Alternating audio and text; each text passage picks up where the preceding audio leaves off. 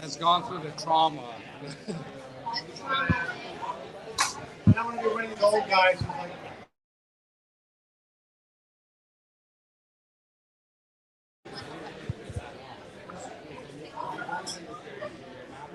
Hey, Scientists who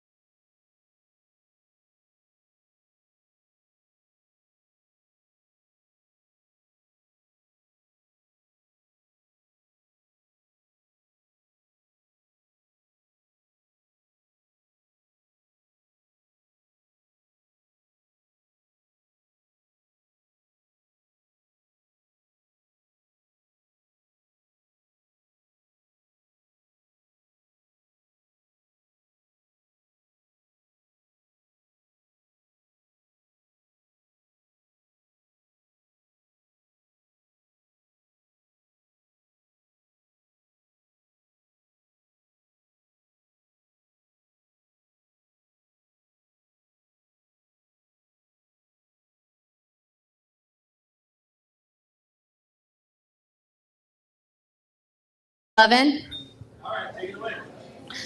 Did you want to say then? I want to thank you all for being here. It's a real pleasure to have you have this conversation. It's very much needed. We started with this to the World Drug Company negotiation table, and it changed overnight because things change quite rapidly these days. I am really concerned, as most of you are, by all the bombardment that's happening in Tehran and all the rhetoric that's coming out, and always appalled by the fact that world leaders actually talk about assassinating other world leaders. Whenever you think about them, I lived under my family actually left Iraq right after Saddam Hussein, and I understand dictatorships. And the idea that you can actually change a regime and improve the country by bombs has never been an answer.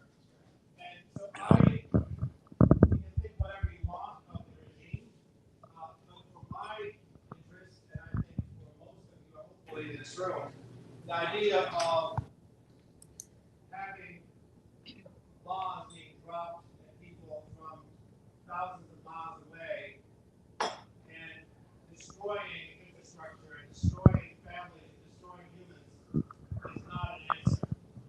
So we're talking with people outside and their interests and so on, and I think we have so much in common, frankly. The fact that we both don't want war is a great thing. The fact that we believe that peace and democracy does not come with bombs, I think that's where we probably diverge. And so I'm looking forward to this conversation. And again, thanks for being here. Thank you, Negar, for putting it together.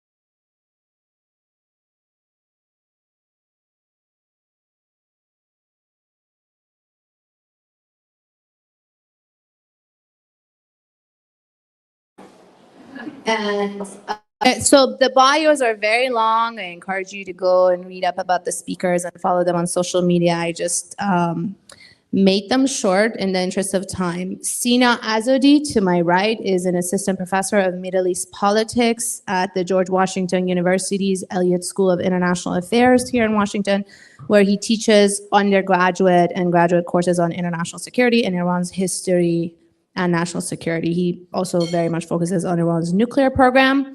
And then last but not least, Jamal Abdi, who is president of the National Iranian American Council and executive director of NIAC Action, the group's sister organization. And before joining NIAC, Jamal worked in the US Congress as one of only a few Iranian Americans there. He was a policy advisor on foreign policy, national security, and immigration issues. And well, finally, myself also, my name is Negar Mortazavi. For those of you who don't know, I am a journalist, political analyst. I'm a senior fellow at the Center for International Policy here in Washington. I'm also editor and host of the Iran podcast. If I could interrupt 1 second, I just want to make sure this is going to be a respectful conversation. If there's anyone who's going to disrupt it, we're going to ask you to leave, very politely. So please try to adhere to those rules. Thank you. There's going to be questions afterwards, right? Yes, there will be. Okay, great. So let me first start by you, Alan. I know you don't represent the US government. You're not in the US government anymore, but maybe if you can give us sort of an inside-outside or outside-inside view of what is going on. I mean, one side to the conflict, this war, is the closest US ally in the region, Israel. Nuclear negotiations were ongoing with Iran. The latest round was scheduled for the Sunday in Oman, just 2 days, was supposed to be 2 days after the Israeli attack started. What do you think happened? Is this an attack on diplomacy, as many like to say? Is this an attempt to destroy Iran's nuclear program? Is this something that you think could happen with or without US support? Like, what is the strategy and what's the end goal? Or is it a regime change war? Very easy questions. First of all, can you hear me? Yeah. Okay, good. What's going on? Here's what I think's going on. First of all, I'd like to recharacterize what was going on before Israel attacked Iran. I wouldn't really call them negotiations in the sense that there were more sporadic conversations between the U.S. and Iran indirectly. They've met every couple of weeks. They lasted for about an hour and a half or a couple of hours. It was indirect through the Omanis. The Iranians were not talking directly to the Americans a lot. When we did nuclear negotiations for 5 years, between 2010 and 2015, it was characterized by 2 phases. And the first phase was very similar to what was going on in the Trump administration. We would have indirect talks with the Iranians. We'd spend most of our time beforehand negotiating about where to negotiate. Once we picked a place, we'd all go there. There would be a plenary session where people gave these sort of kabuki set speeches. Then everyone would go to their control rooms, and the EU foreign secretary, or who was the organizer, Javier Solana, and then Catherine Ashton, would carry messages between the U.S. and Iran almost like it was high school. You know, it was a very slow process that didn't result in much. Once President Rouhani got elected in Iran in 2013, once Rouhani talked to Obama at the 2013 UNGA, once Zarif became foreign minister and started talking with Kerry, the pace picked up. We met far more frequently. It wasn't just for 1 day. It was for hours at a time, days in a row, and both sides, the pace really picked up and the seriousness picked up. We haven't seen that in this administration before Israel attacked. You know, there was just a discussion of general principles. There wasn't really the essence of negotiations, which is, you know, to a large extent, arguing over text, coming up with a detailed agreement and fighting word by word, phrase by phrase, line by line, something the Iranians are very good at. So diplomacy never got started in this administration, okay? And now that Israel has attacked and has a rather extensive list of war goals, Prime Minister Netanyahu today referred to, yes, 3 of them: elimination of Iranian's nuclear energy program, elimination of missile production capabilities, and elimination of what he calls the axis of terrorism. There could also well be unspoken goals relating to regime change we can talk about later. So diplomacy is dead now. There's no international pressure on Israel to stop bombing. The Europeans have proven particularly ineffective. Some of you may have seen the G7 statement that was issued yesterday, which was spectacularly toothless. So diplomacy never got started. Israel decided it was going to face what it sees as a legitimate threat, and I'm not deprecating or denouncing Israel's right to perceive things the way it does. It saw what it deems an existential threat and has taken action, will continue to take action. President Trump, for the time being, and the U.S. administration is perfectly fine to let that happen and to let Israel keep on keeping on. So does that answer at least a huge chunk of that question? Definitely, yes. Thank you so much. And again, to remind everyone, you're really speaking of experience as a core member of the U.S. negotiating team, the JCPOA negotiations, painstakingly taking about 2 years, where they were saying some of the team members spent more time with the negotiators than they did with their own families. Anyways, let me ask this big question that's out there, and sort of it's also thrown as a fact sometimes. And we have Sina, who's been following specifically Iran's nuclear program since even before the Islamic Republic. But I want you to speak in sort of a more mainstream terms. Is it possible to bomb to destruction Iran's nuclear program? Because that's, I think, one thing that's sort of being pushed as maybe one of the goals of this war, that they're going to destroy Iran's nuclear program. First of all, let me start by asking, is it, Alan just called it a nuclear civilian program, I think, or nuclear energy program. Anyways, U.S. intelligence just came out reaffirming that it is not a nuclear weapons program. Maybe talk about the current state of the program, and is it at all possible to bomb this program into destruction and basically end it with aerial bombing?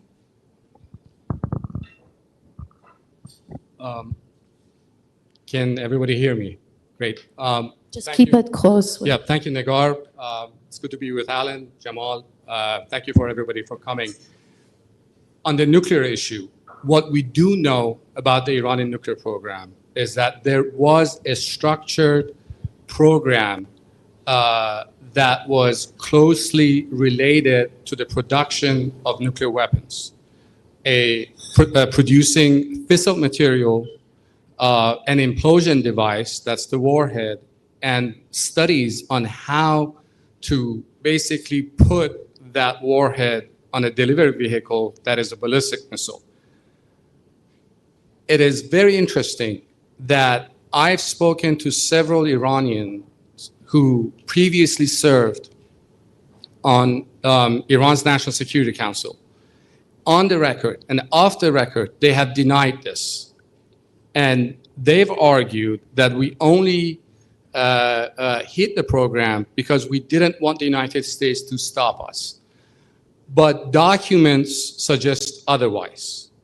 But that structured program stopped in the fall of 2003.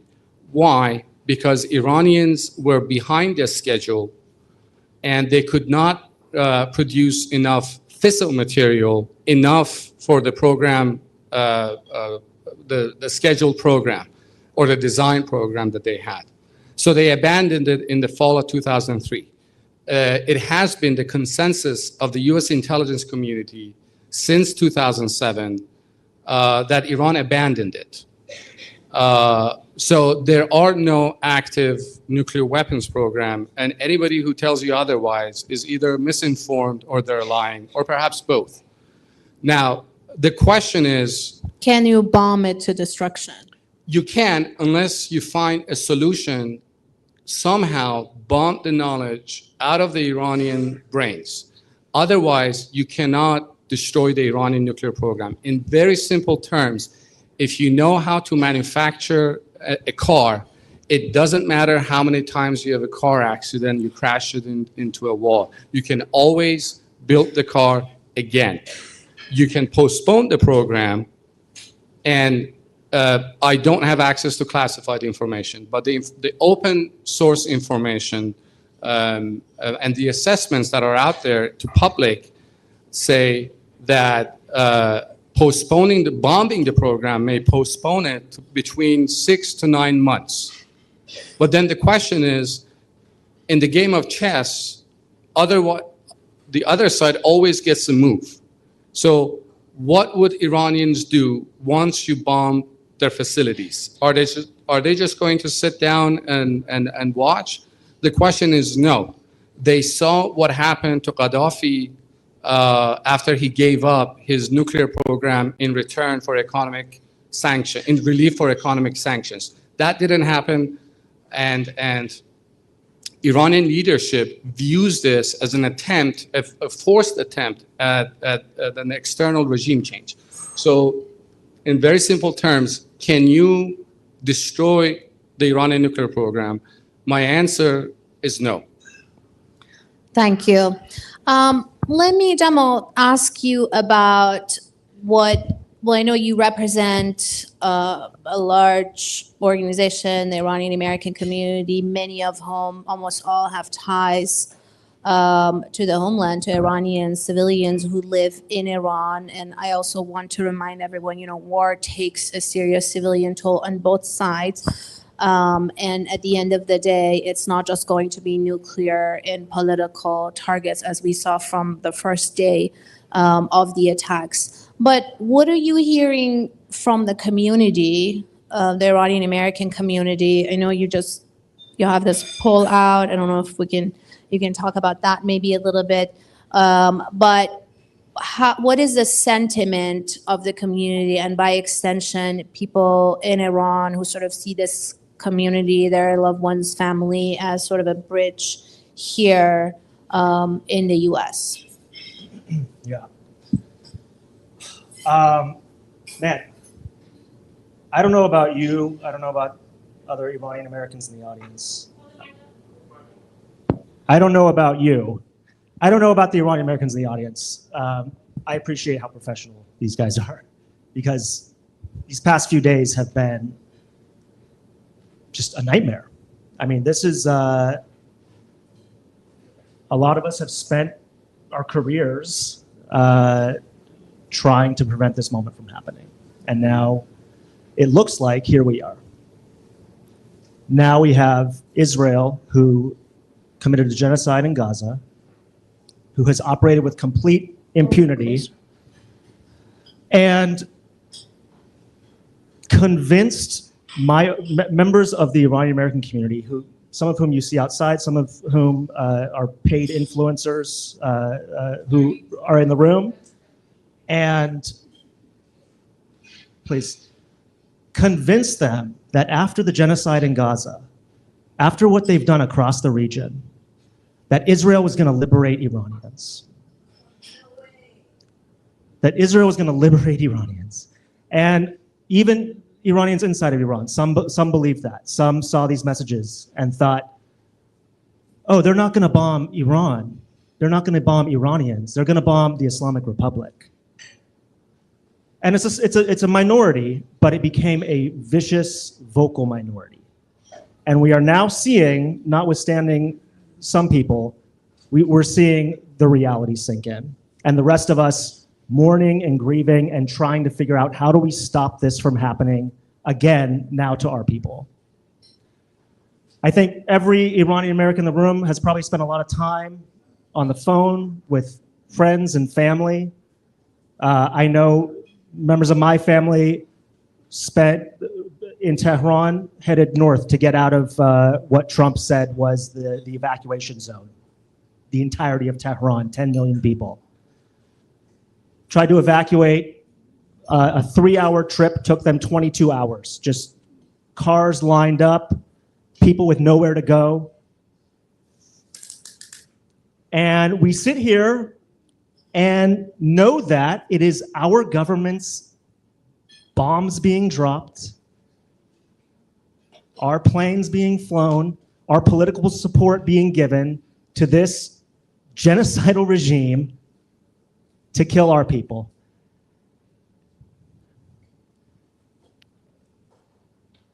So my organization, we are focused on empowering empowering Iranian Americans to have a say in the issues that impact us.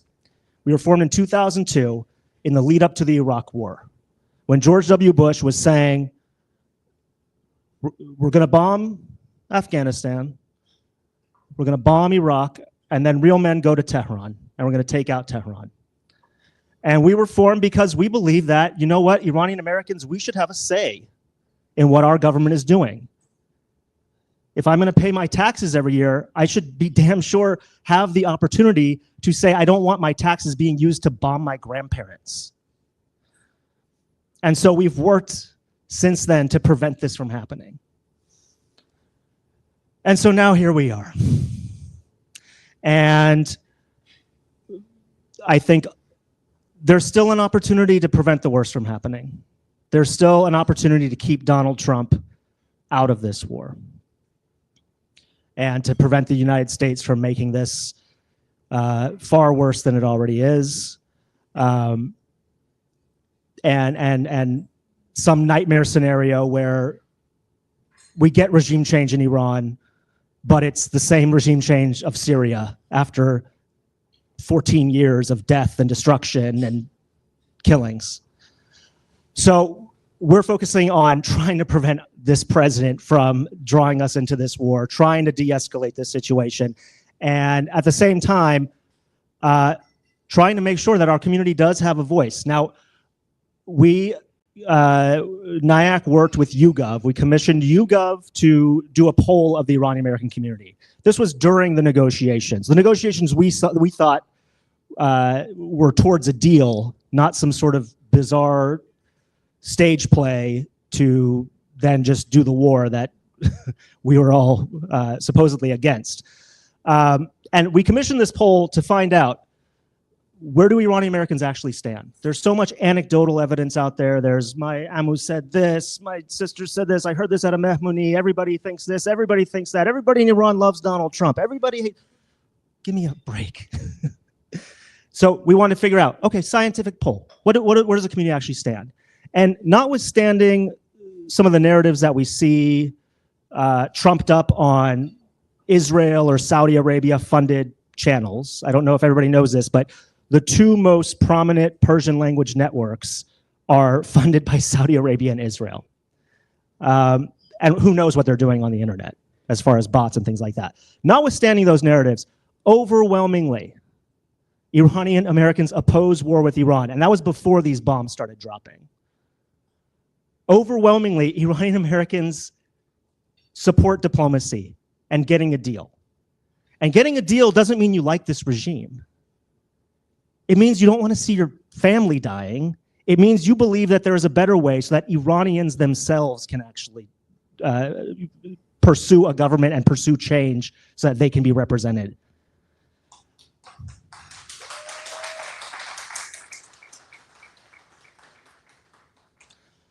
I think that we'll see how important polling is, because YouGov released another poll, I don't know who they did it with, today, that found that I think a whopping 16% of Americans support the United States getting into this war with Israel.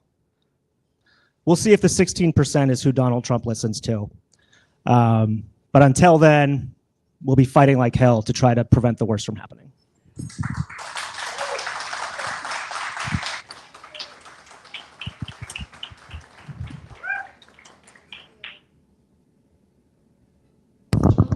Thank you. Can you hear me? Thank you, Jamal. I will come back to you and sort of sharpen the question. Maybe we can talk about also human rights and the community and sort of this illusion of, oh, but doesn't that mean that people will have a better future? But let me go back to Alan. I want you to predict the future. We know President Trump, or at least where we're headed. So President Trump campaigned on the promise of, well, he called himself the president of peace. He wants to have peace through strength. I don't know what that means. It looks like peace through war. And he promised he's going to end the Russia-Ukraine war very quickly. He's going to bring peace to the Middle East. And not only did Russia-Ukraine didn't happen, the peace Gaza war is still ongoing, and now we have a third war starting under his watch. And just to do like a quick flashback, back in October and April, there were tit for tat, back and forth sort of engagement between Iran and Israel, but it didn't escalate into a full-on war as we saw now. This is under the previous Biden administration. I don't know if you want to reference that. But where do you think we're headed in general, and also the United States? Is the U.S. going to get involved? Or do you think the U.S. basically what's the off-ramp here, thinking more positively? What can an off-ramp, if you see one, be taken, and who can push for that? Who has the power? I was invited here as an expert on Iran. So ask me about the United States, I think is a sort of a bait and switch. We'll talk about the Well, Iranian I'm- side also, the I'm only off-ramp kidding. I'm maybe only from kidding. both of you. Yeah, I mean, look, Yogi Berra said prediction is tough, especially about the future. Every single comment should start off with, I don't know, but I think. So, we turn on the TV, we hear everyone, myself included, authoritatively bloviating. Here's the thing. Yeah, the future is inherently unpredictable. The consequences of that are so much worse when there's war, okay? War isn't especially unpredictable. It just makes the consequences more unbearable. And war, especially in the initial phases, has a tendency to get bigger, has a tendency to explode, has a tendency to expand. And that's what we're seeing now. So I can't predict it's like weather climates. 5 days out, you're pretty good. 2 weeks out, a month out, it's much tougher. So here's what I can predict. Israel has full operational control of the skies. They can pick whatever target they want to pick in Iran, and Iran cannot stop them. I can predict that Iran's military response against Israel will be increasingly ineffective, even if they're trying to inflict maximum harm, because Israel's taken out their rocket launchers, taken out their missile sites. It's decapitated, literally, their command and control. One of the key phenomena is that Supreme Leader Khamenei doesn't have the people around him giving advice that he's used to, because Israel has killed them all. So he's getting less and less information from the people he trusts. Sure, there are replacements, but he doesn't know them. I saw something earlier today that the Iranians are telling their military leaders, their intelligence leaders, their security leaders to not connect to the internet because they're worried about Israeli cyber activities. So the Iranian command and control nervous system is acting very suboptimally. And again, as I said in my previous comments, the international community is powerless. The only entity that could conceivably get Israel to stand down before Israel achieves its war aims is the United States. And I see no indication for the time being that that's going to happen. Again, if the price of oil starts going up for Americans at the pump, if the markets start to spiral down, then that might change. That hasn't happened yet. There are some Gulf countries, the Kingdom of Saudi Arabia, the UAE, Qatar, who have the ability to pick up the phone and talk to President Trump. I don't know to what extent that's happening. But at the moment, as we've all seen on social media, he's fine. He wants more than a ceasefire. Let them fight it out. Unconditional surrender. We're doing great. We could kill Khamenei if we wanted to, but we don't want to for the time being. So Israel is in the driver's seat now. I don't see any realistic chance for diplomacy. And whether that's true a week from now is unknown. Obviously, Israel has something planned. Whether that's taking out Fordo, that's unknown. The other main unknown, as I referred to in my previous comments, is whether the U.S. will join up with Israel in targeting Iranian facilities. Does that help answer? Yes, let me ask you an Iran question. Although half the room are Iran experts here, all of us. So, but what about the Iranians? Do you? What about the Iranians? Do you?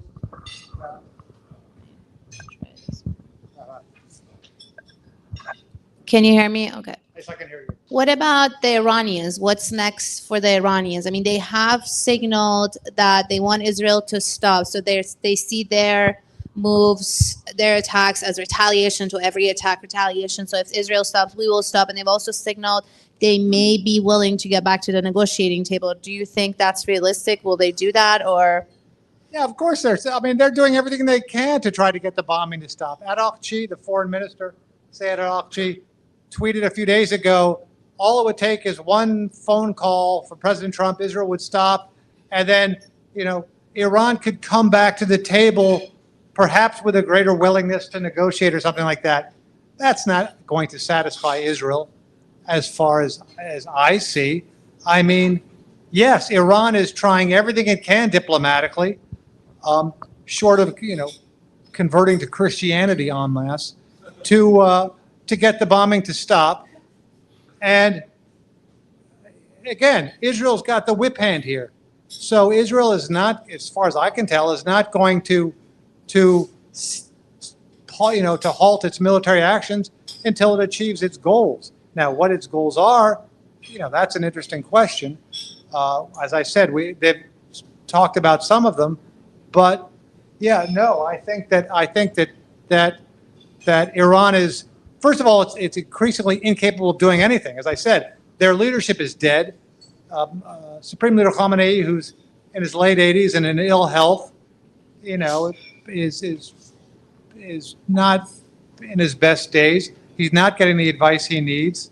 The Iranian strategic brain, as a result of repeated blunt force trauma, is unable to make decisions as quickly and as optimally as it could.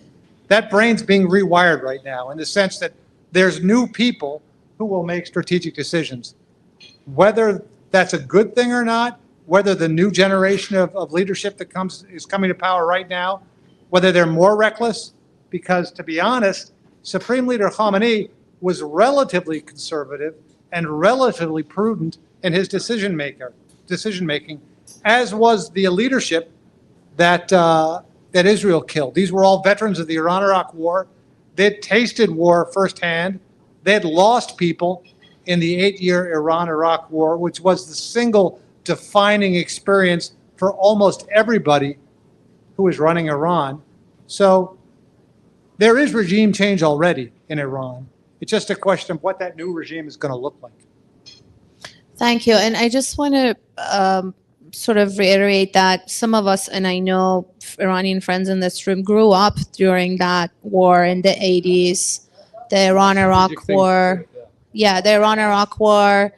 These are not, some of these memories are, it's a reminder of those memories, the bombing of the cities, especially at the end. I grew up in Tehran during that war, running to bunkers, the bomb sirens, and then going back on the rooftop afterwards to see which neighborhood or neighbor was flattened. As Andy also was suggesting, we come from these experiences, the combination of tyranny, but then also this outside sort of attack or force that essentially makes the population feel like they're stuck between a rock and a hard place.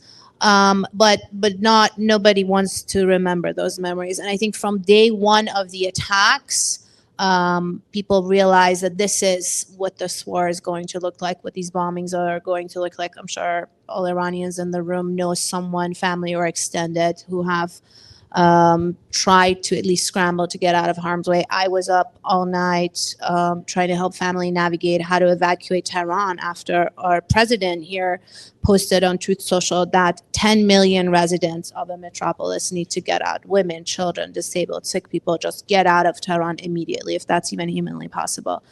But let me... Can I add one more thing? Is it a memory? It's very related to Okay, this. you're the nuclear expert, but okay. The reason that Iran started its nuclear weapons program, it's related to what you said and what Alan said, was the failure of the so-called liberal international system, the Western world's democracies, to uphold the international law.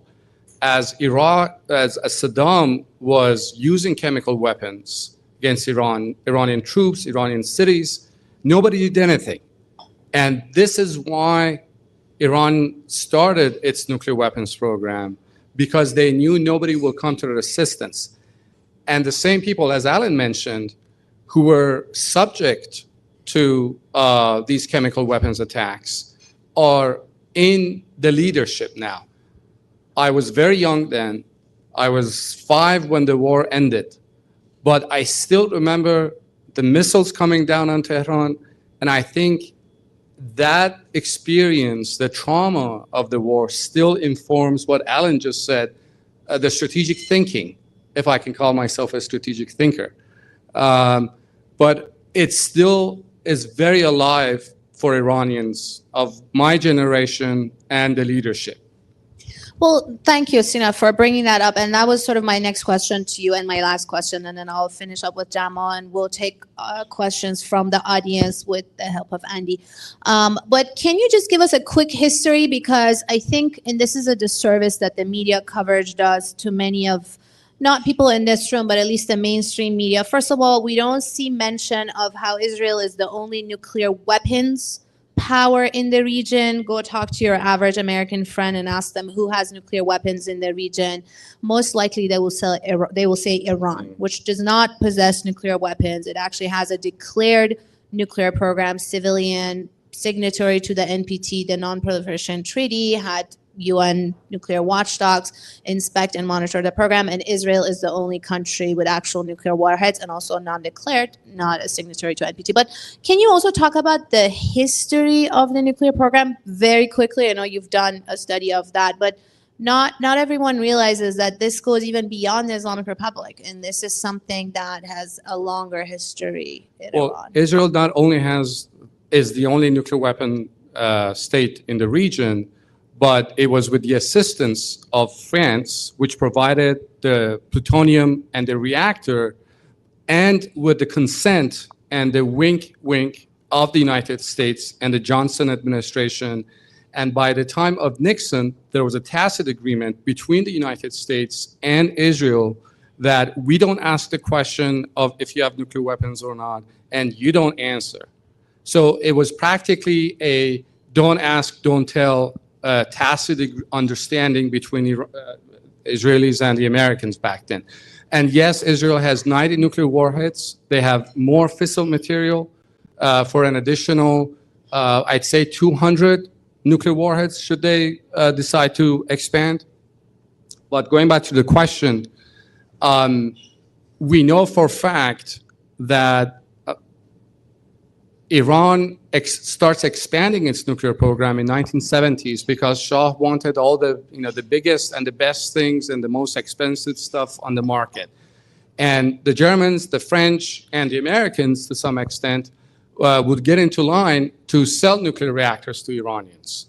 But even then, there was some back and forth between Iran and the US over Iran's sovereign rights under the NPT. I don't want to get into the details.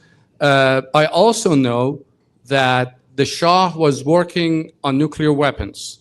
Most people don't know this, but the Shah was also working on nuclear weapons. The United States was aware of it.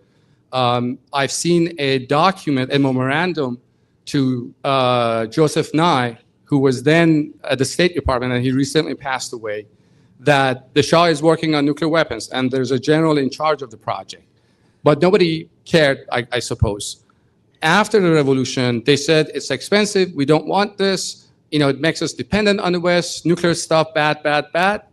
But then when Saddam starts using chemical weapons, and they already had a nuclear weapons program, Iranians realized, because of the failure of the international institutions, that look, if Iraq uses nuclear weapons against Iran, nobody's going to say anything. And the only means of deterring this is to get the bomb. This is why they had an active nuclear weapons program. And ironically, just like how the Shah tried to expand the program, they tried to do it also. The problem, though, was the same countries that would get into line to sell reactors to Iran, they would refuse it. They would tell Iranians that, oh, well, the Iranians would go to them and they say, can you give us the nuclear fuel that we paid for it? And the French or the Germans would say, oh, but you don't have a nuclear reactor. You don't need one. You don't need your nuclear fuel. And then Iranians would say, well, can you sell us nuclear reactors then? And they would say, well, but you have oil and gas. Why do you need nuclear reactors? And then the Iranians would say, well, can you at least give us our money back? And the Europeans would say, sorry, we have court orders. Our legal system won't allow for it. Sorry. So this is why Iran starts a covert program and relying on their own indigenous capacity with the help of Pakistan's Abdul Qadir Khan.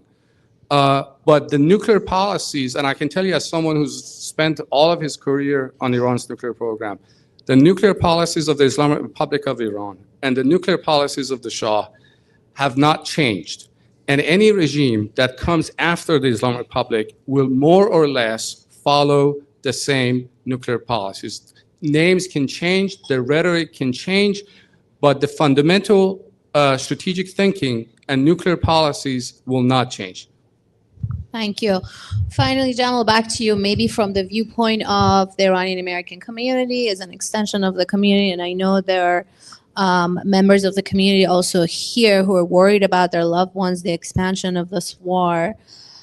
Can you explain a little bit sort of how you reconcile this sort of notion, as I explained, Iranians feel they're stuck between a rock and a hard place. The bombs are not bringing freedom. They're destroying homes. But at the same time, that doesn't mean necessarily that the population supports widely the government or the regime or the status quo. How do you sort of navigate that space within your organization? And I know there's also peace activists in the room, longtime anti-war activists, Andy himself included, Medea and others. And I'm sure they're looking to the community to see how they can help with the community to navigate this. Very easy question. Well, I guess is the question how to navigate this before? It just seems like we're in this moment. There's no going back. So I don't know. So do you mean how to navigate the current situation, or? So if you're anti-war, does that mean if people are not happy about the bombs? This is something, all of us are doing a lot of interviews, we're on airwaves, and this is a question we get being asked. And what about the people who are protesting, or they are against the regime, or they're not happy with the status quo? Aren't they happy with the sort of freedom bombs raining on their homes? Yeah.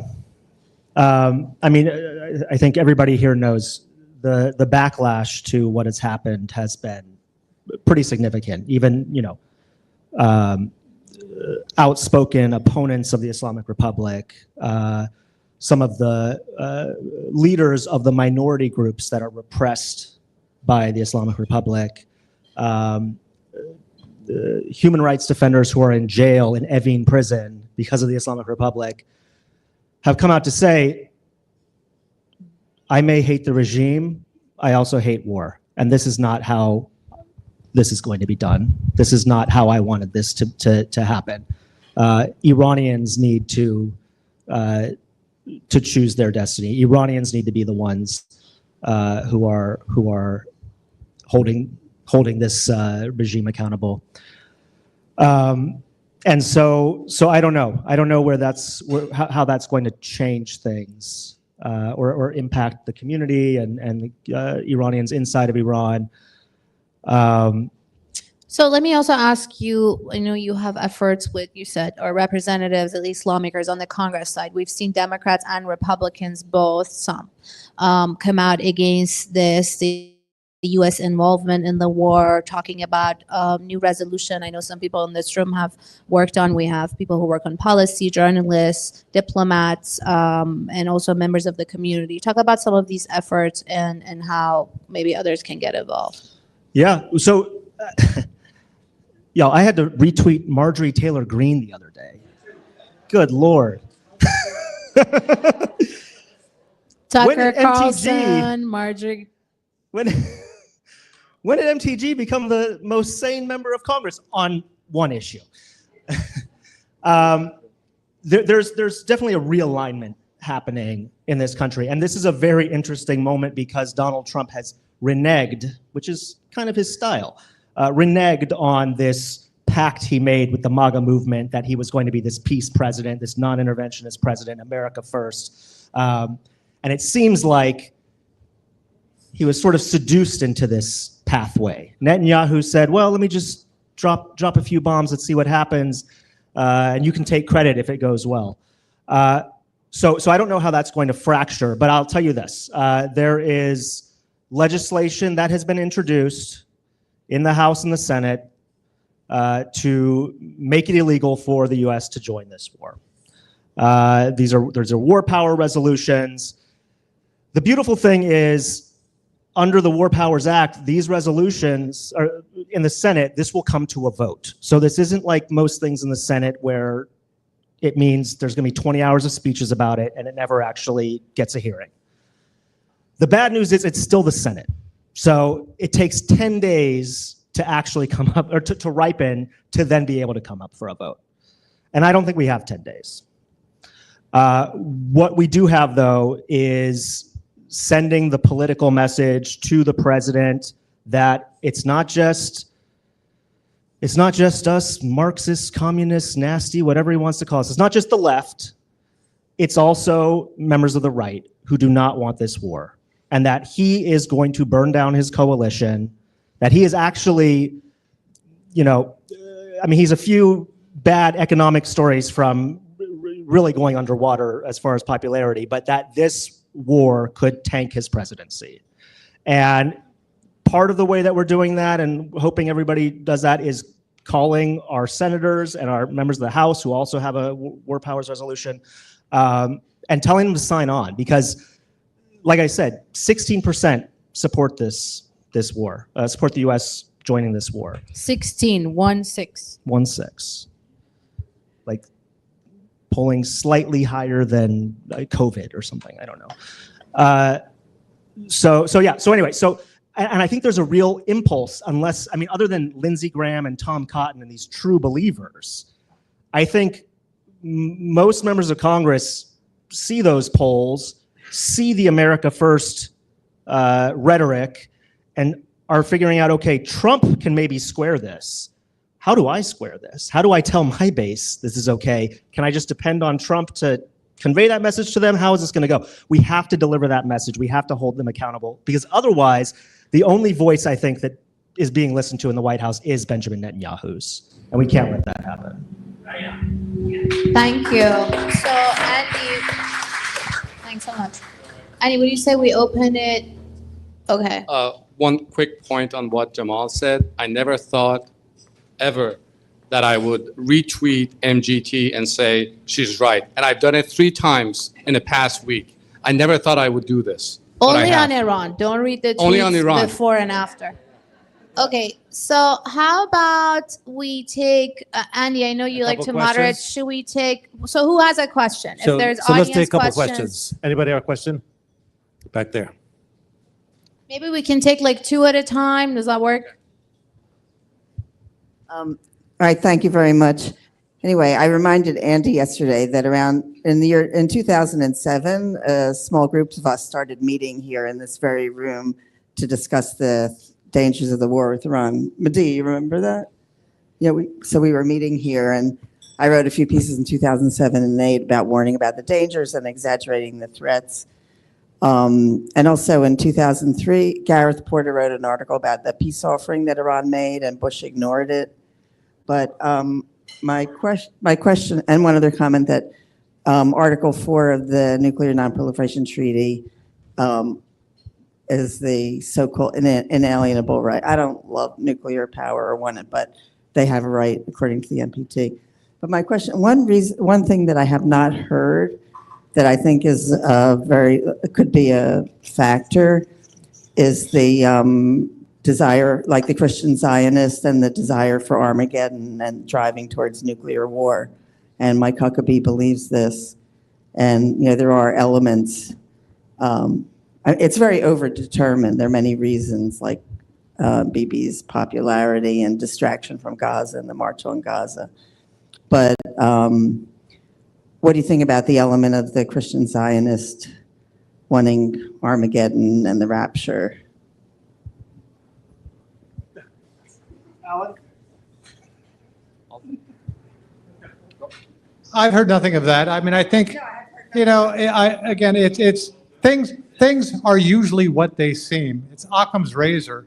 So while I'm not discounting that, I tend to gravitate toward the simplest explanation that explains the largest amount of the phenomena that I'm focusing on, and that is that Israel has looked at the situation and has decided this is the optimal time to cut off the head of the snake that has vexed it so sorely for so long, and because of a confluence of factors to include U.S. administration that is either indifferent or sympathetic, Israel is taking action. Did you want to add? Just a quick point on that. I'm not a scholar of religion, but I know that religious zealots often share views. In Iran, there are also people who think that if they build a highway, the 12th Imam will arrive sooner. So they often share views. Now, you often see that the names change. Messiah becomes Mahdi, or things like that change, but the view is the same. I read an article from a historian, Bernard Lewis, who passed away, and on August 6, 2006, he argued that on August 22nd, 2006, 2 weeks after that article, Iran would launch a nuclear first strike on Israel. Why? Because these crazy old mullahs, they don't understand how the world works, and they want to bring the end of the world so they can go to heaven, right? So again, to my point, religious zealots often think alike. Names change, but the ideas don't change. Dr. Anna Kaney, specialist on U.S.-Iranian relations. On June the 10th, Ehud Olmert, former Prime Minister of Israel, appeared on PBS NewsHour before this bombing started. And I believe he brought up a very good point that I would ask any of you about this, is he basically stated, this was his opinion, is that Netanyahu was continuing, he has been bombing Yemen, Gaza, West Bank, and moving into Iran because, and this is something I always say, when foreign policy becomes personal, it's no longer foreign policy. And you could go back historically and see this over and over again. Just ask Anthony Eden about Nasser, right, on this one. But we have two people in power, Donald Trump, Netanyahu. You could go back to Khomeini. All of these people are basically ruling on what they personally believe. It's not in the interest of the people that they are supposed to govern. They're basing their foreign policy on what they want to see happen. And interestingly, he actually said that Netanyahu is doing this to avoid accountability for his corruption charges and everything else that he's up on. How do you deal with this cult of personality when you're actually trying to stop a war and deal with these individuals?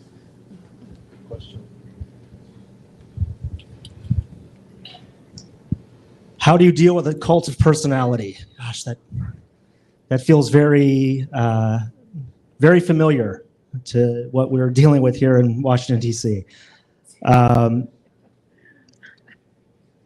I don't know how you I mean I don't know how you break that. I think that but trauma comes from societies. Societal trauma manifests itself in politics. And I think what we haven't had with regard to Netanyahu and with regard to the direction that Israel has gone in terms of the political radicalization, I mean, an unimaginable cabinet 10 years ago of right-wing settlers. And anyway, that's the direction it's gone.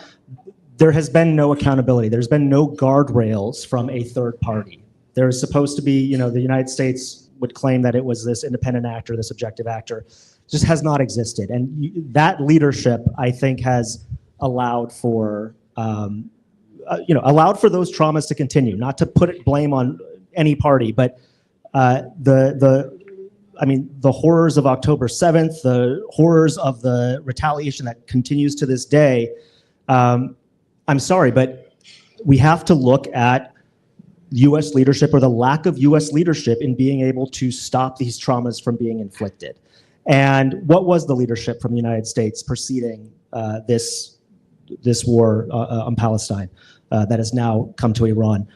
It was, a feckless Biden administration that, I'm sorry, lucky if it didn't slip in the shower in the morning, couldn't let alone solve the Middle East. Before that, though, the Trump administration focused his policy in the region on the Abraham Accords and the notion that the region should be divided based on antagonism. Based on antagonism between Israel, united with the Gulf Arab states, Persian Gulf Arab states, and Iran and its proxies on the other side. Now, his predecessor tried to do the opposite and said, we have to figure out how you get the Iranians and the Saudis to take accountability and share the region instead of this zero-sum competition. And that was what the JCPOA was an attempt to do.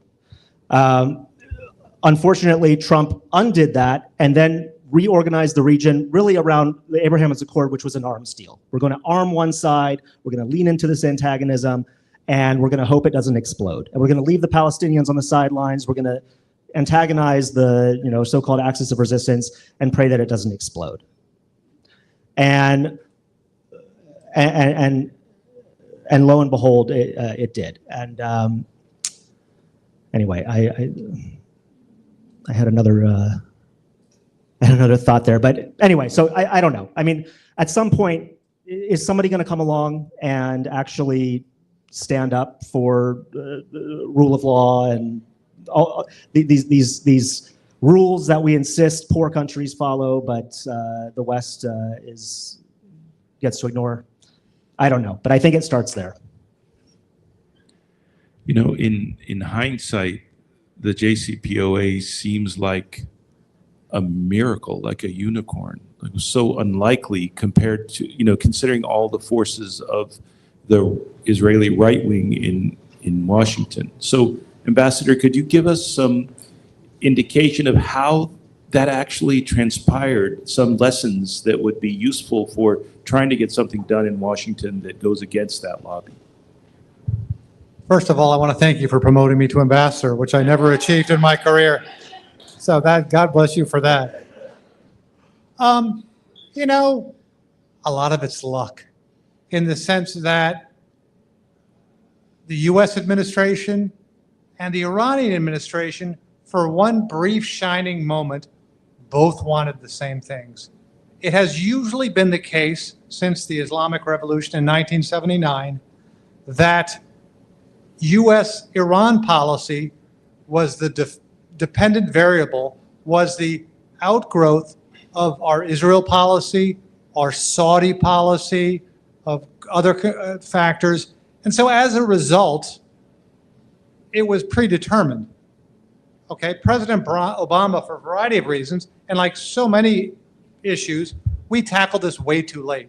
We tackled it after Iran had mastered enrichment, which is the hardest part of the nuclear weapon cycle. If you want to stop a country from going nuclear, dear God, do it before they learn to enrich. Because after they learn to enrich, it becomes an issue of intent and not capability. In any case, President Obama said, I'm going to make my Iran policy the independent variable. I'm willing to break glass. I'm willing to irritate the Saudis, the Israelis, my own Congress to get this done. And that's what he did. Why did Iran agree at that point? Because President Ahmadinejad, who for all I know was a Mossad agent, did such a great job of driving the Iranian economy over a cliff due to either incompetence, corruption, or both, that Iran said, okay, we're used to an underperforming economy, but sweet goodness, we need to negotiate with the United States to get these sanctions lifted. Otherwise, we're in a very, very perilous state. So it wasn't any necessarily unusual skill on the part of the US government, because Obama had to wait until after the Green Revolution subsided. He came to office, he announced an Iran policy review, at which point the Green Revolution happens, and it takes about 12 or 14 months for Iran to put that down, to put former Prime Minister Mousavi in jail, former Majlis Speaker Karoubi in jail. And at that point, once Iran had tamped down its own internal problems, it turns to the Obama administration and says, okay, I'm ready, are you still ready? And it happened between 2013 and 2015. And one final point, we had a really good, and not saying it because of me, but we had a really good negotiating team. The expertise on that team, led by Wendy Sherman, who was the single most impressive diplomat I've ever seen, who for a period of 2 years did this multi-dimensional chess, while not just fighting with the Iranians, but fighting with the internal US government, with the Israelis, with the Saudis, with the Department of Treasury, with the NSC. So, I mean, there were a lot of people who were very, very good at what they did. Wendy Sherman was one of them. And that's something else, to a large extent, we don't have now.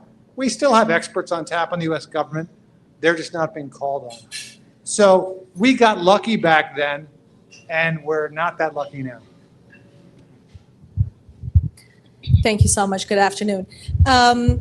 My question is actually for all of you. Anyone can jump in and answer it. So the updated title for this program is What Comes Next, but I think the more important thing that we all have to talk about it during any talks is that what took us here. So Mr. Eyre, you said that you talked about the design and the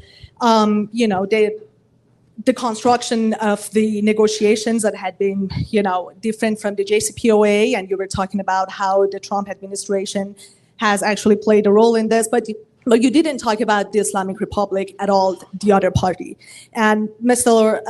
Abdi, you said that you and many of your colleagues actually spent most of your career preventing this war from happening. What do you think happened south?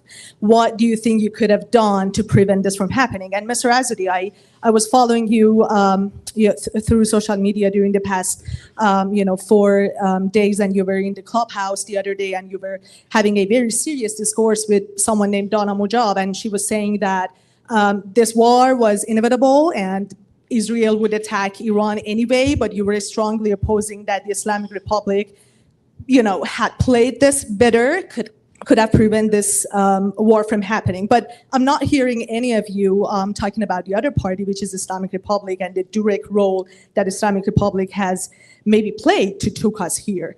If you guys have any point on that, I would appreciate it. Alan, that's your Iran question. That's my very quick thing. Yeah, obviously, let's, just in terms of being able to speak, I have not stressed the Islamic Republic's odiousness as a form of government, its internal repression, because I haven't been asked, but that goes without saying.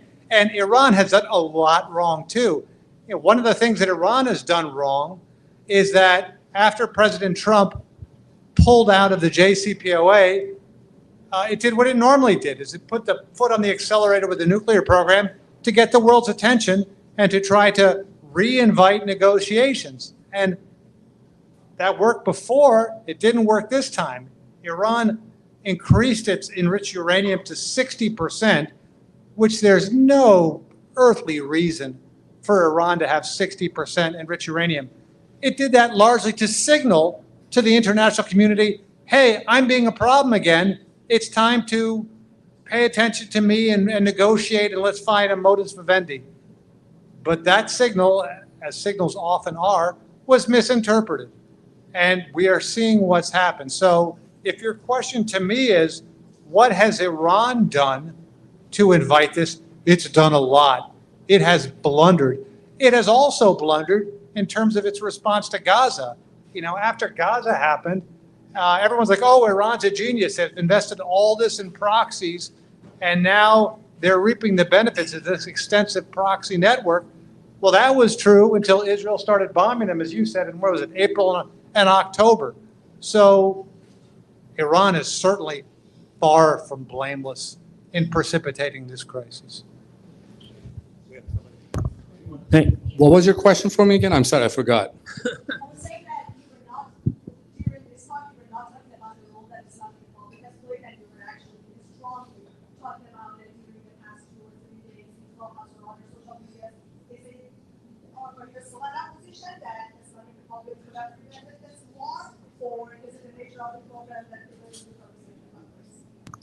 The nature of the nuclear program? The nature of this program, that you're not mentioning one program Islamic Republic. Well, I don't think you were present when I spoke about the initial miscalculation of the Islamic Republic, when it came to its policy toward Israel.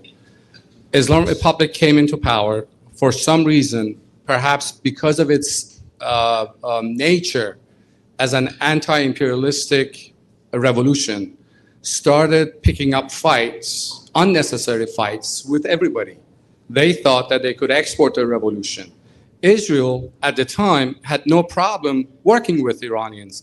In 1981, when Iran tried to take out Iraq's nuclear reactor, the Iraq, the French, I forgot what type of reactor it was, but anyway, the French provided reactor.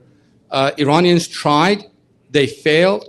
They shared their intelligence with the Israelis, and then Israelis went and took out the reactor. And then it was Israel who provided Iran with the spare parts for its F-4 Phantoms. And this is even before the Iran-Contra affair. Israelis had no problems working with Iranians. After the Iran-Iraq war, there were several things that happened at the same time. One, Iraq started to lose its position as the immediate and acute security threat to Israel. In 1991, when it attacked Kuwait, and there was an international coalition that pushed out Iraq, Iraq lost its status as the immediate threat to Israel. And then after 2003, Iraq was completely eliminated. Islamic Republic did not have to continue its, to put it politely, its stupid policy toward Israel. There wasn't any need for the Islamic Republic to pick up fight for Israel, with Israelis.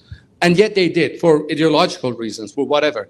One could also make the argument that for Iran too, when Iraq was eliminated, Israel, with its nuclear weapons arsenal, emerged as the immediate security threat, right? And so you have two states that are antagonistic. One of them has nuclear weapons, one of them doesn't have nuclear weapons. They don't like each other, they don't talk to each other, and they're racing to become the hegemon of the region. Both of them try to become the hegemon of the region. And this is political science 101. All states try to become the hegemon of the region. We in the United States tried and successfully became the hegemon of our own region. China wants to become the hegemon of its own region. Iran tried to become the hegemon of its region, but it failed because it doesn't have the capacity to do so. It has a size, it has a population, but yet it doesn't have the economy or the military to project power. Israel, well, it's much smaller, but it has nuclear weapons, right? So you have two states competing for power and influence in the region. And I think that if Iranians knew that Hamas is going to attack Israel, they would have stopped it. I don't think that they would have given Hamas the green light to attack if they knew things are going to happen like this. I don't even think that Hamas would listen to Iran if they had plans. I mean, they did have plans. Why? Because think of it, and when you, in the past 10 years, in the past decade, the Palestinian issue was pushed to the side. Nobody was talking about the two-state solution anymore. It was all discussion of Saudi Arabia and other countries normalizing with Israel. But now the Saudis cannot normalize relations with Israelis, at least for now. Other countries cannot. And the Palestinian issue, the two-state solution, is again on the news 24/7. So again, if the question is, what could have the Islamic Republic done to prevent this? I'd say, don't say stupid things. I don't know. I feel like the U.S. media has done a pretty good job of knocking Gaza off the front pages. But in any case, I do appreciate that the issue of Israel's nuclear weapons has come up. And there are two issues that I'd love the panel's reaction to.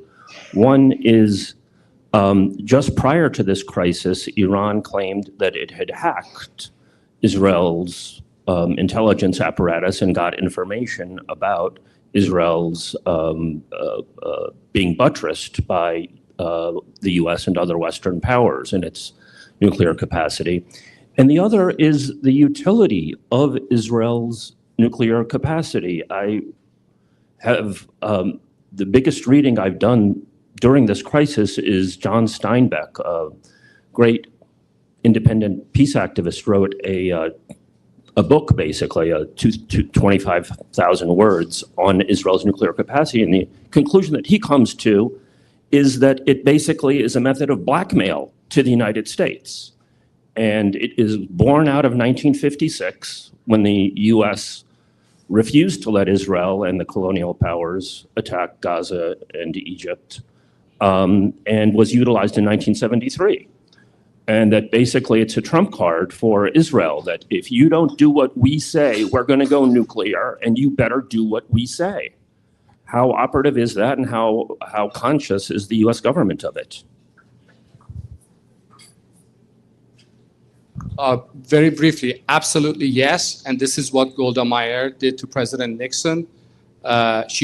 She came to the US and said, either you provide me with all the weapon systems that I need, or else I have no choice but to use nuclear weapons.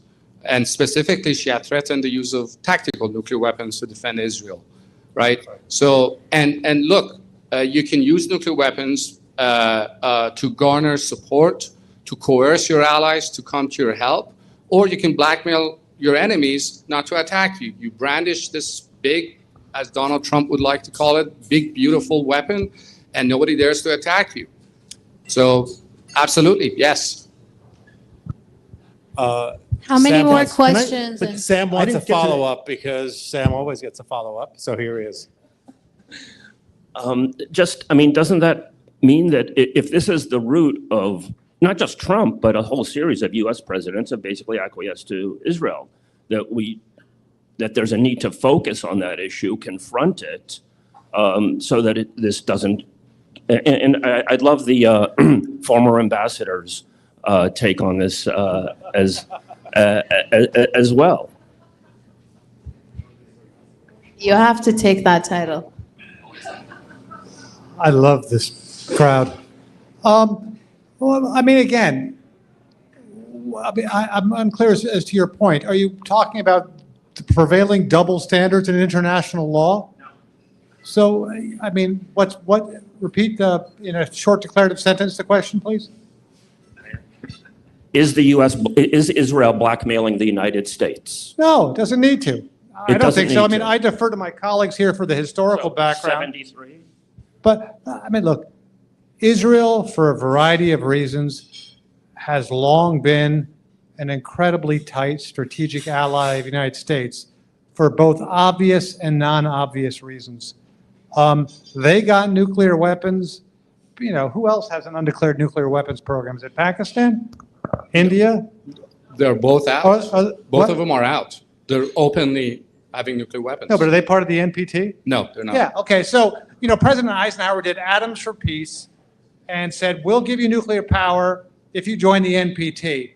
Now, what people forget also is part of the NPT has responsibilities for the nuclear powers to lower their nuclear arsenals. Has that happened? No, of course not. So the NPT is a very imperfect vehicle.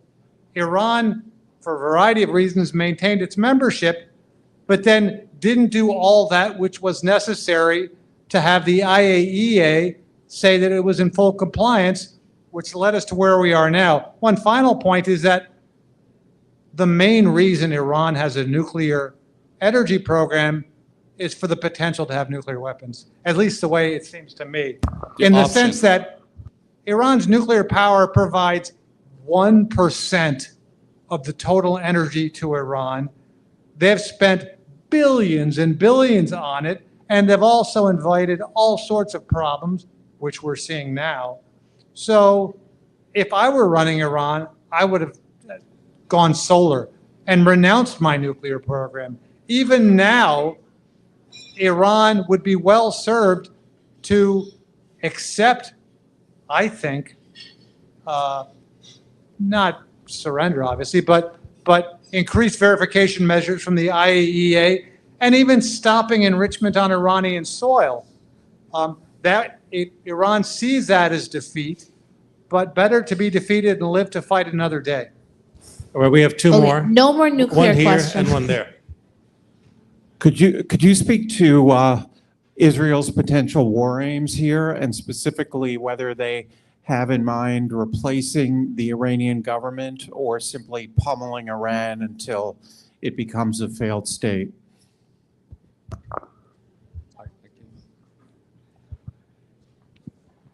Very quickly, three objectives. One, postpone the Iranian nuclear program, and if they're lucky, eliminate it, which, as I mentioned, I don't think it's going to happen. The question is, how are you going to bomb the knowledge out of the brains of Iranians? That's the first objective. Second, for Benjamin Netanyahu to remain in power. If you recall, 10 days ago, there were discussions in Israel for the parliament to be dissolved. If the parliament is dissolved, what happens to the government? It collapses. What happens after the collapse of the government? The prime minister has several criminal cases in Israel's judicial system. So if I were the prime minister, I would have wanted to stay in the prime minister's residence than jail.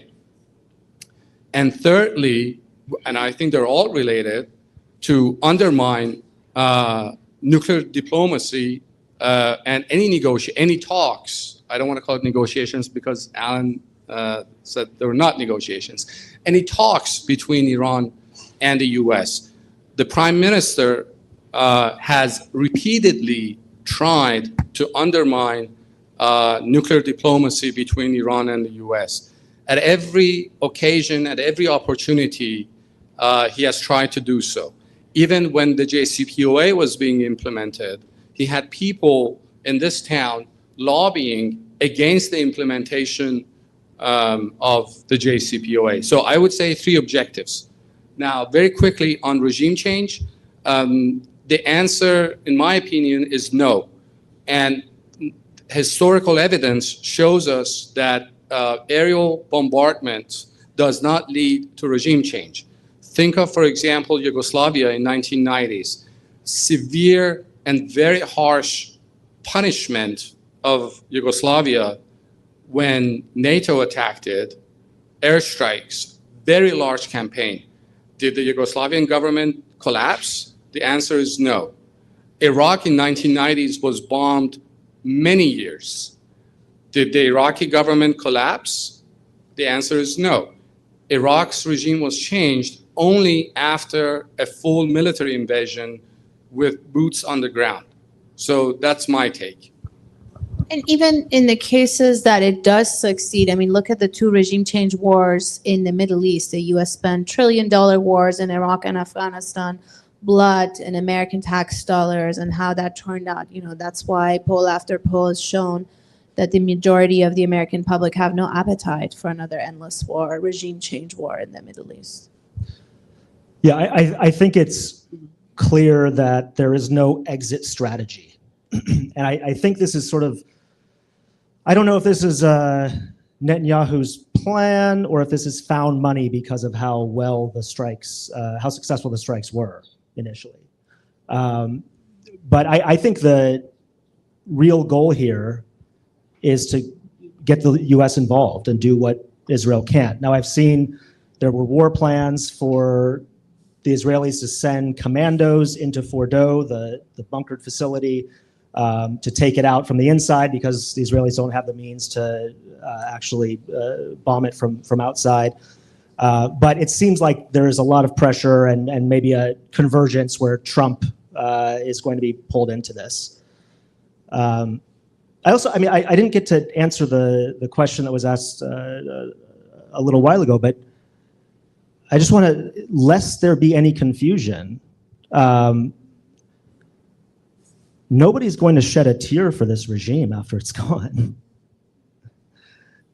Nobody's afraid to say Magbar Khamenei from my safe seat in Washington. That's easy. What could Iran have done differently to avoid this situation? How about don't take American hostages in 1979? How about don't kill thousands of dissidents? How about don't sideline Montazeri, who wanted to take this in a different direction? How about don't kill journalists and dissidents in 1999? Don't steal elections and kill people in the streets in 2009, 2017, 2019, 2022. Yeah, that certainly contributed. That's certainly a big factor for why we're here and why bombs are dropping. But that's not the question I ask myself. I don't have control over that regime.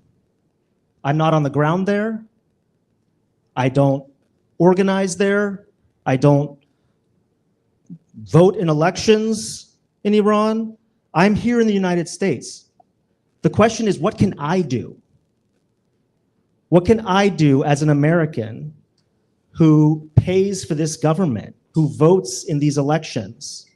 How can I make sure my government is doing what's necessary to prevent those atrocities and to prevent situations like this? And so that's why, for me, I have advocated against broad sanctions. I have advocated to lift sanctions that prevented Iranians from being able to access the internet, not just because of the Islamic Republic's censorship, but because of US sanctions preventing Iranians from getting the hardware, software, and services necessary to be able to connect to the internet and circumvent the government's censorship. That's why I have worked to try to prevent a war.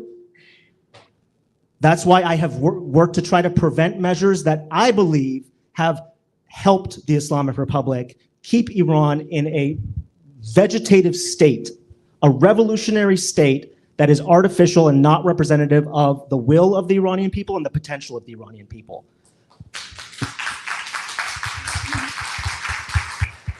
This is maybe very corny and banal, but this phrase, I haven't figured out who said it, but that, you know, if you break an egg from the outside, it's a tragedy. But if the egg breaks from the inside, it's a new life.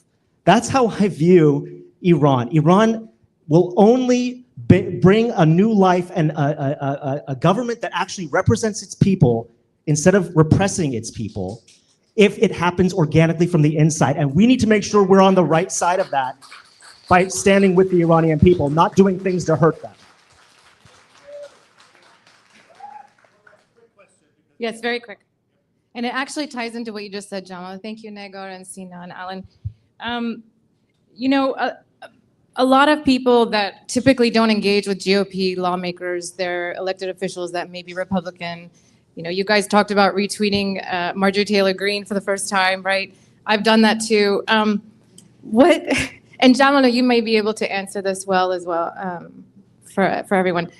What advice do you give to use certain language that maybe some might not be accustomed to kind of align with the values of a Republican GOP member when they're trying to navigate this, when majority of people maybe here or otherwise may not typically engage with their Republican lawmakers? I mean, so I used to, I worked on the Hill and sat on the other side of these meetings and staffs, my boss at the time. And I mean, there's certainly an art to persuasion, and you identify where you have shared interests and try to emphasize those and push them in that direction. I really think, though, it's honestly, it's a matter of just showing up and showing that you have power, showing that you have organized people, showing that you can actually deliver people from their districts. I don't want to discount the ability to actually shift where lawmakers are just based on good words. But I think in most cases, lawmakers have a sense of where they want to go, and then they identify sort of the Overton window of them to be able to pursue that, and that is based on politics and their constituencies and things like that. And so, I mean, I do think we're just in a very interesting moment right now because there is a convergence between the left and the right on the issue of intervention and things like that. So I think we just need to start showing up. We have been guilty of not spending a lot of time engaging the Republicans and thinking that, well, Obama's gonna be around forever and his successors will do what he did and things like that.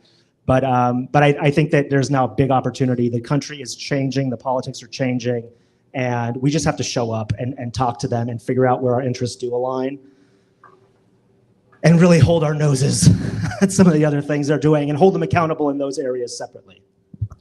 Can I add Yes, one please. quick point? I learned something from Ambassador Eyre, if I may.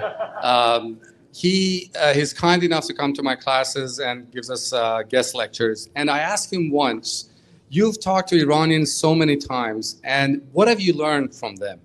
And what he said is still stuck with me. He said, as much as it might seem that people are different, when you sit down and talk to them, you often share so many thoughts and so many interests.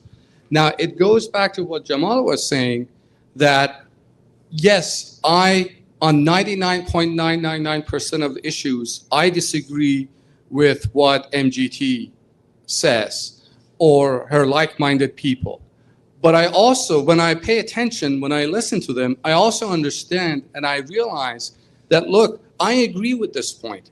Just because you don't like the politics of somebody else, it doesn't mean that you have to ignore them and marginalize them. Sometimes you share values, you share interests, and there's no problem with sitting down and talking to the other side and listening to what they have to say.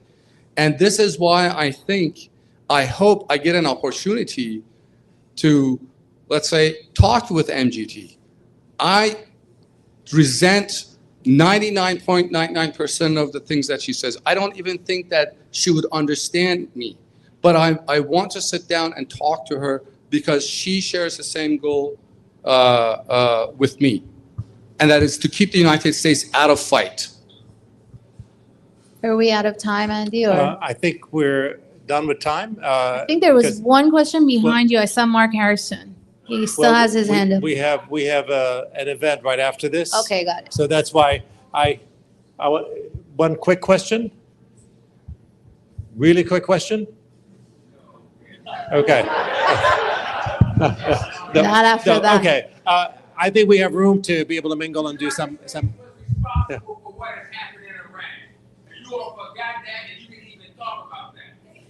The United States response. See. We did.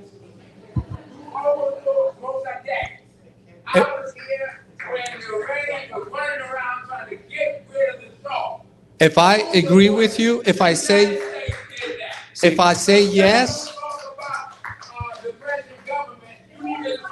See, hold up a second. if I say yes, I'll be accused of being an IRGC spy, but I agree with you. So thank you, Mark. Thank you for that comment. I really appreciate all of you, and I think you hit all the notes. I can't agree more than to say that our responsibility is what happens in this country and how this country has had an impact, and we have to continue to press our country here, the country you pay taxes to make sure that they do the right thing, because it's better for everybody. And I want to bring up somebody who does that on an everyday basis.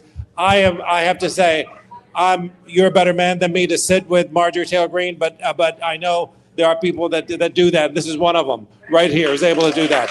Medea Benjamin, you want to tell us what's happening this coming week and how we can prevent an all-out war?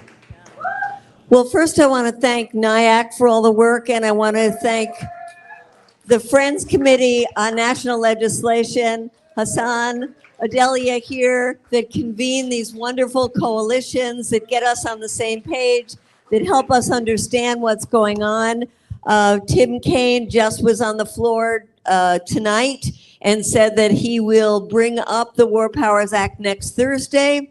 So we don't have a lot of time, and who knows what will happen between now and next Thursday. But I think a week from Thursday, because he has to wait for those 10 days. But I think this question about how do we get Republicans is the absolute key.